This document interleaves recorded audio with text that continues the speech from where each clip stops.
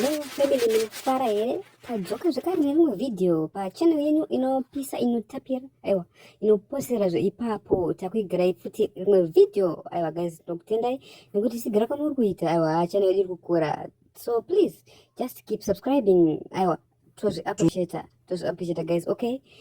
nasara nevideo rekurufu kwaMoreblesing guys okay baba getibo tuchema nemi tuchemawo hama dzaMoreblesing okay but aiwa kwaitika mawanda kati ikokurufu ikoko Blue Nation najob sikhala guys pakaipa ihondo dzakadzika okay saka ndakugirai mavideo madiki da kuti miti ndichikuplayera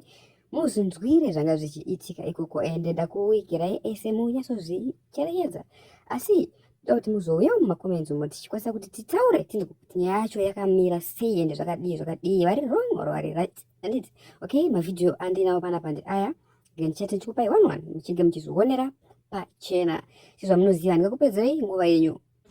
Kuadreswa na job sikhala chaida toviga Moreblesing Job chatachiramba chetu kuadreswa na job sikhala yetu mafuda kuadreswa nani chachizatika saka honorable saipa varipo plus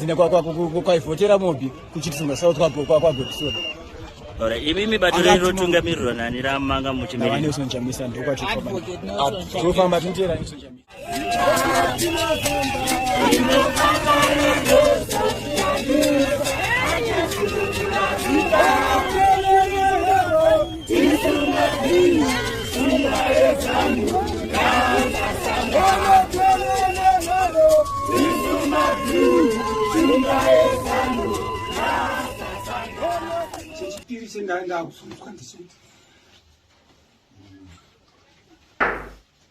yakubereka kauni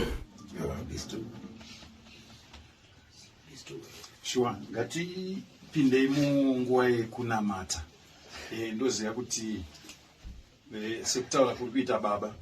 vanhu vazhinji vauya kuzotikuta vakatimirira kuti tipe program tichifamba tiri pamwe chete tiri panze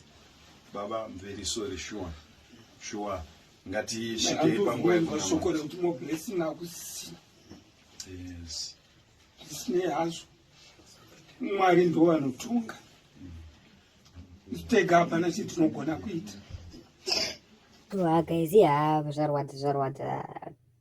tonana pa next video thank you for watching love you all